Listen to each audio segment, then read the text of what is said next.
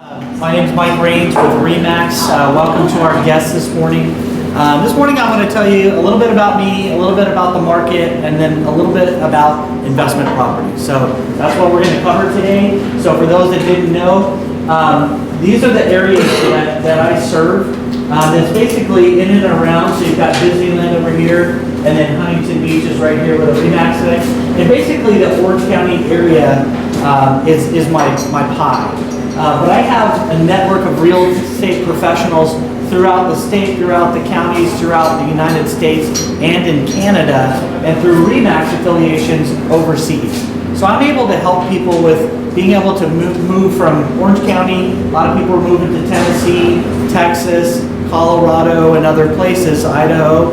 And so I'm able to refer them to a professional like myself. So I just wanted to make sure everybody knew that no matter if you're not right in my immediate area, that I'm still able to serve referrals, even if it's outside of that, through being able to connect with a professional like me. All right, so back on course now.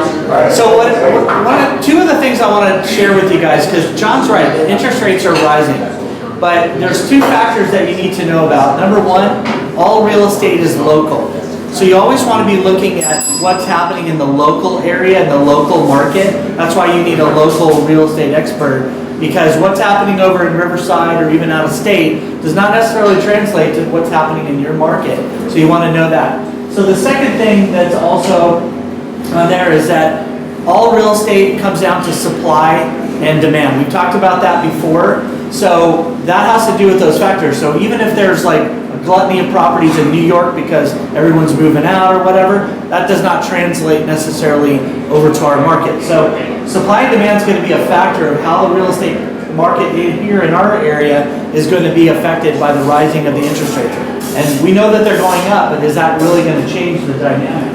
So in our housing market here, this particular chart covers a few things. We have active listing inventory, the expected market times, and also the mortgage rates. And you'll see right here we're about 3.22 in 2022. But if you look at the history just in the last 10 years, this is still lower than any of the other interest rates, even back all the way to 2013.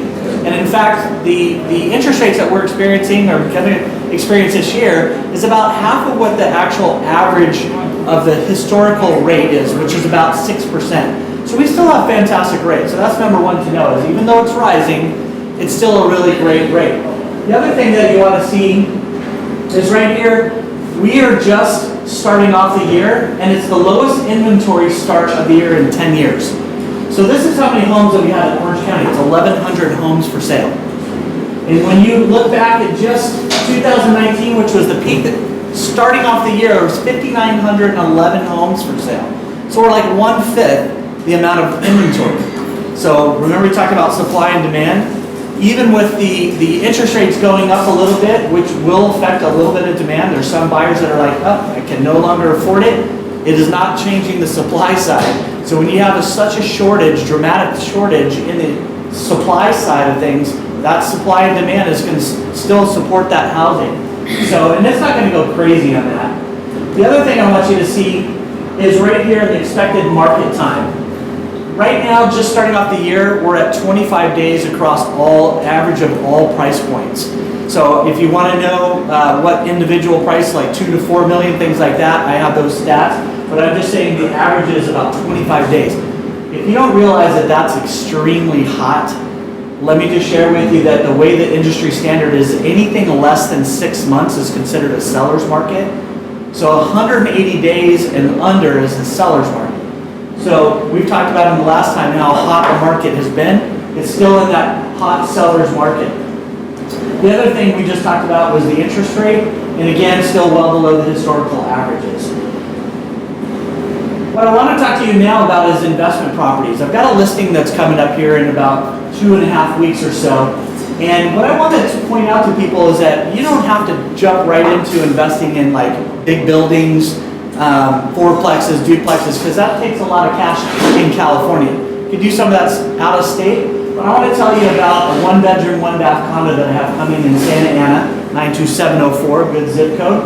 25% down is what you would like to have, like to see an investment property. That rate is 3.25, so it's right there at that average. I checked in with our professional John yesterday. You can do a little as 15% down. Rate's going to be 3.99%. So in order to get the best interest rate, 25% down.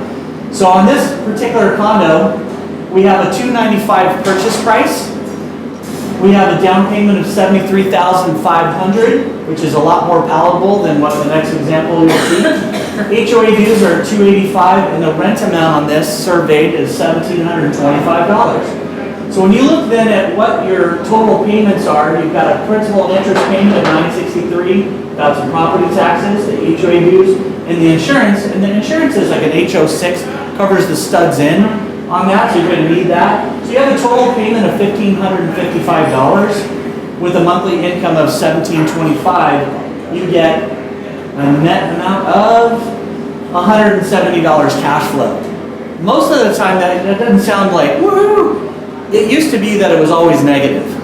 So right now, because of the rise of the interest or the rental amounts, which are still rising, if anybody's renting, you know what I'm talking about, because every time you renew your lease, it's about 5% up from last time. The projection this year is another 6%. So let's look at example number 2. This is a duplex. You've got a mix of 3-2 with the 2-car garage, so 3 bedrooms, 2 baths, and then a 2-bedroom, 2-bath park on the street. That's in Garden Grove, 25% down. Get your best rate. That's going to give you a purchase price of $1,175,000. So you have to have almost $300,000 down on that. And you might have sold another building and have that kind of cash where you're not going to 1031. But total rents on that is $5,500 in that area. So you have your principal and interest payment of $38.35, property taxes and insurance.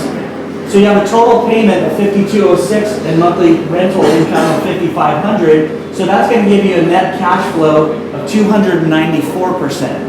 Now what I want you to see is that your cash on cash returns on the condo over here is 2.85% cash on cash return, and this one's 1.2%. So there's many reasons why you might buy a duplex if you have the money.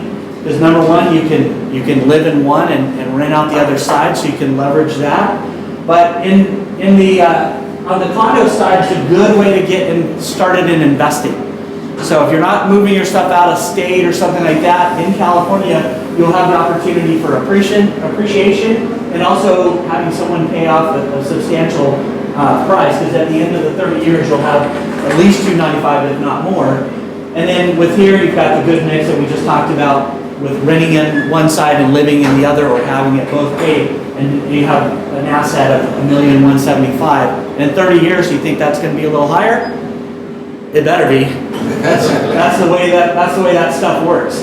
So with my 20 years experience in selling and buying homes, strong communication, negotiation, and high ethics, this is why you want to work with me. I've got that amazing network of realtors around the country. Good referral for me. Anyone that mentions that they're thinking about selling, we're buying for that matter. Anyone that says that their home's too big for them, anyone that says that they're renting and they're making good money and they're just kind of tired of paying the rent, those are great referrals to me. And what you want to do is when you hear that from somebody, just say, you know what, I have a good professional. Do you already have somebody that you work with? If they say no, get their name and number and tell them, hey, I'm going to have my guy give you a call. And that way you can refer them over to me. Just text me or call me, even on the spot.